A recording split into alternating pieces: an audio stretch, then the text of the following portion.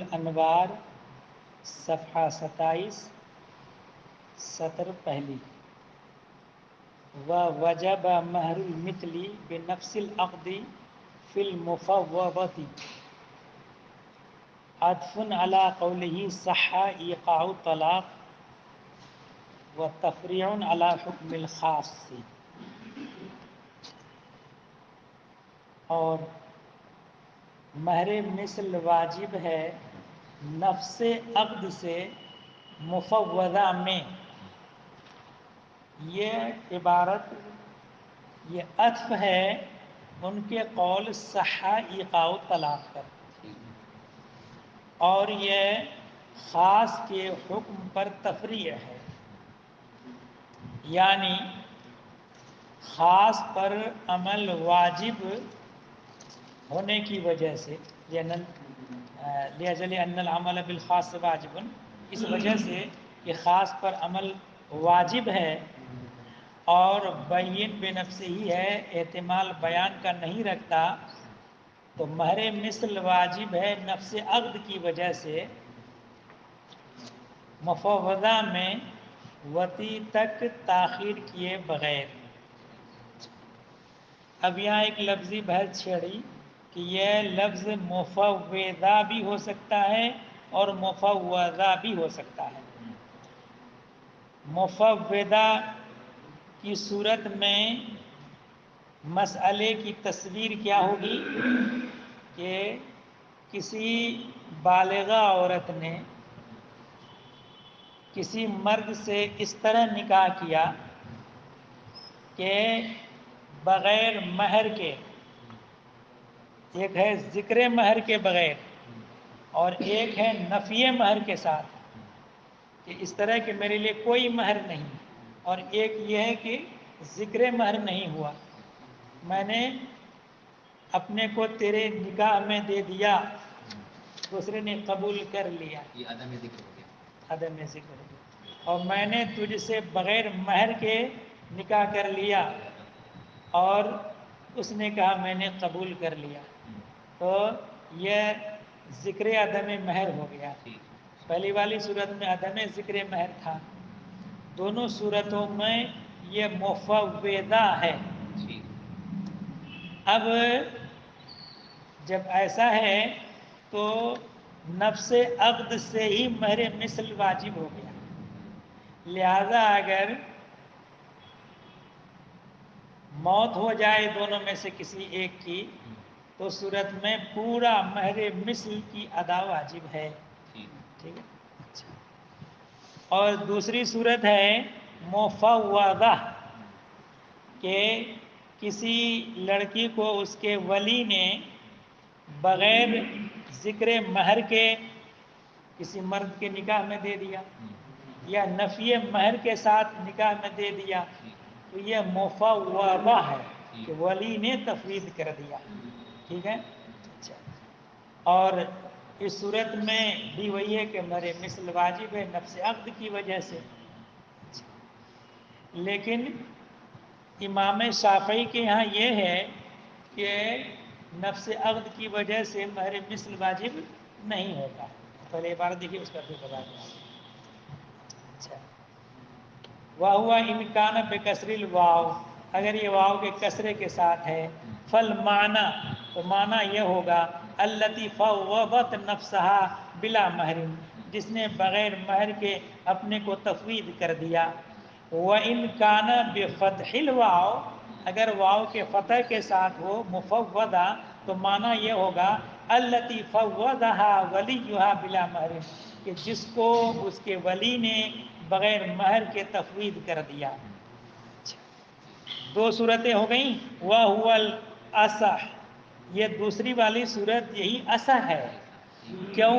پہلی والی صورت میں کیا ہے کہ خود عورت نے اپنا نکاح کر لیا بغیر مہر کے یا ذکر عدم مہر کے ساتھ، تو کہا ہے کہ لِأَنَّ الْأُولَى لَا تَصْلُحُ مَحَلًّا لِلْخِلَافِ، کہ پہلے والا جو مسئلہ ہے ہمارے اور امام شافعی کے درمیان، اس مسئلے میں مسئلہ مختلف فی نہیں ہو سکتا، کیونکہ وہ اول مرحلے سے خارج ہے، ان کے یہاں یہ ہے کہ بغیر ولی کے نکاح ہو ہی نہیں سکتا.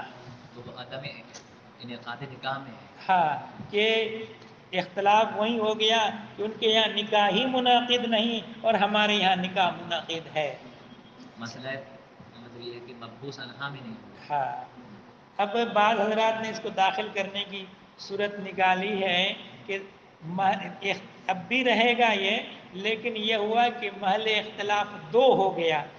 ایک تو یہ ہے کہ نفس انعقاد میں اختلاف، دوسرے یہ ہے کہ مہر مثل کے واجب ہونے میں اختلاف.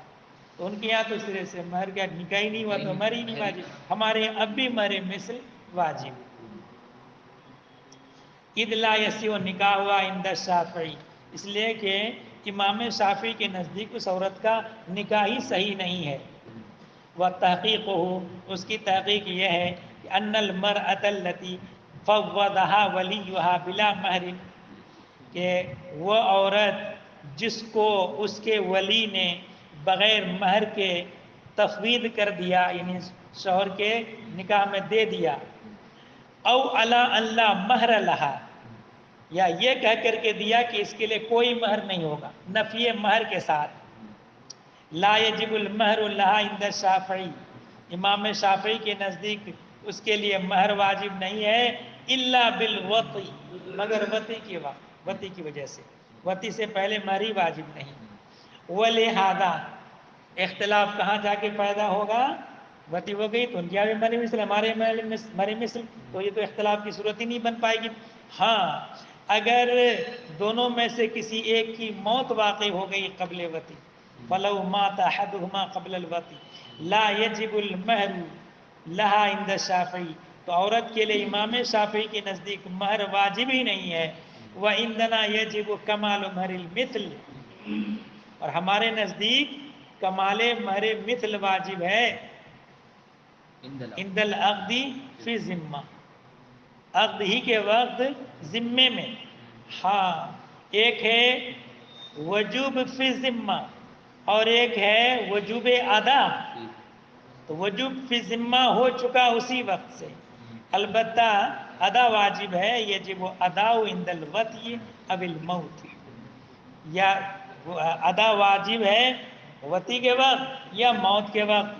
عملا بقولہ تعالی، اللہ تعالیٰ کے اس قول پر عمل کرنے کی وجہ سے فرمایا گیا احل لکم ما وراء ذالکم، کہ تمہارے لیے حلال کی گئی ان کے ماں سوا.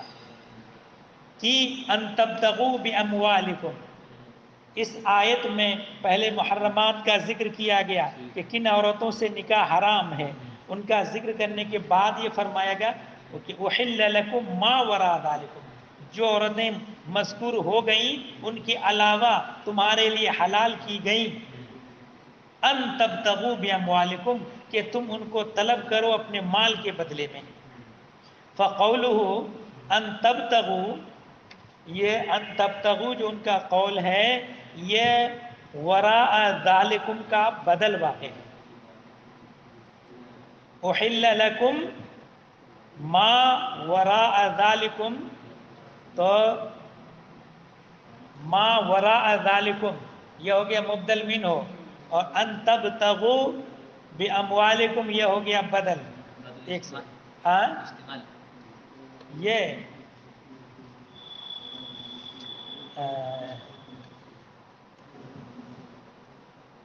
بدل الاستعمال، ابھی اس کو غور کریں گے، ہے نا، ہو سکتا ہے بدل الکل ہو.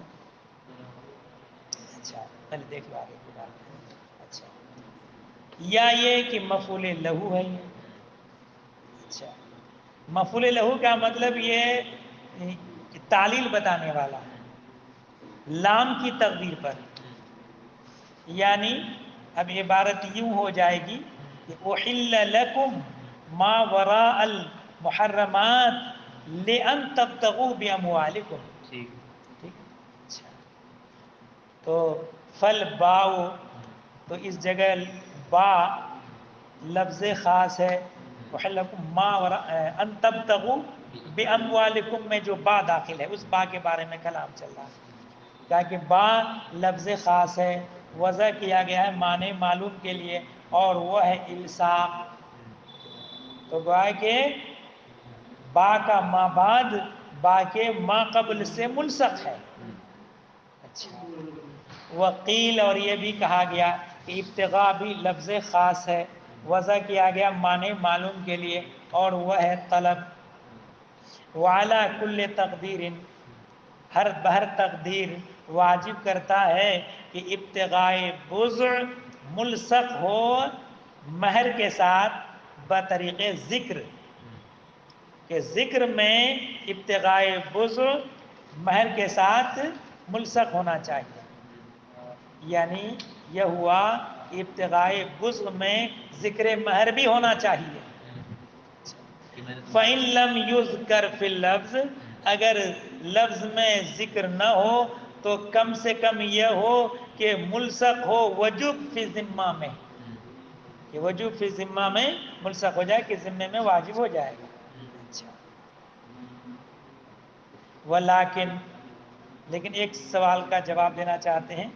ولیکن یشترط ان یکون الابتغاء صحیحا مگر شرط یہ ہے کہ ابتغاء صحیح ہو. ولہذا اگر کسی نے نکاح فاسد کر لیا، مثلا بغیر گواہ کے نکاح کر لیا، یا عورت معتدہ ہے، کسی نے طلاق دی ہے، عدت پوری نہیں ہوئی، اور کسی مرد نے نکاح کر لیا، مگر اس میں دو صورتیں ہیں. اگر مرد کو معلوم ہے کہ معتدہ غیر ہے تو نکاح باطل ہے، اور اگر اس کو معلوم نہیں ہے کہ معتدہ غیر ہے تو نکاح فاسد ہے. اچھا تو اگر عدت کی حالت میں نکاح ہو گیا، بعد میں پتہ چلا تو یہ نکاح فاسد ہوگا. تو ایسی صورت میں ابھی مہر مثل واجب ہمارے یہاں بھی نہیں ہے، البتہ اگر نکاح فاسد میں قربت واقع ہو جائے، اگرچہ یہ قربت حرام ہے لیکن وہ اب مہر مثل اب لازم آئے گا. ٹھیک ہے. اچھا تو اسی کو نکالنے کے لیے یہاں کہا کہ شرط یہ ہے کہ ذمے میں واجب ہوگا، لیکن شرط یہ کہ ابتغاء صحیح بھی ہو. حتی لو کان بالنکاح الفاسد یہاں تک کہ اگر نکاح فاسد سے ہو یجب التراخی للوطی بالاجماع تو بالاجماع وطی تک تراخی واجب ہے، کہ وطی کرنے پر ہی مہر مثل واجب ہوگا، ان کے یہاں بھی اور ہمارے یہاں بھی. وَكَذَا لَوْ كَانَ هَذَا الْابْتِغَاءُ لَا بِطَرِيقِ النِّكَاحِ اور ایسے ہی جبکہ اگر یہ ابتغاء بطریق نکاح نہ ہو، بطریق نکاح نہ ہو، جیسے ایک طرح نکاح فاسد کر لیا، نکاح فاسد میں باقاعدہ ایجاب و قبول ہوتا ہے. یہ اور بات ہے کہ نکاح کی جو شرائط ہیں وہ پورے نہیں ہو پا رہی ہیں. اور ایک صورت یہ ہے کہ ابتغاء ہے مگر بطریق نکاح نہیں ہے، مثال کے طور پر کرایہ کچھ کر لیا یا متع کر لیا، وقت مقرر کر کے متع کرنا، کہ اتمتع بک قضا مدتن بقدم من المال، یہ کہلاتا ہے متع. اجارے سے کیا فرق ہے؟ ہاں اجارے سے کیا فرق ہے؟ کیا چیز؟ دونوں میں اس میں بھی جو ہے مطلب مال کے بدلے اجارے میں بھی مال دیا جاتا ہے اور ایک مدت ہوتی ہے. ہاں یہ صرف لفظ کا فرق ہوگا کہ یہ جو ہے متع میں لفظ تمتع کا ذکر آئے گا اور اس میں اجارے کا ذکر آئے گا.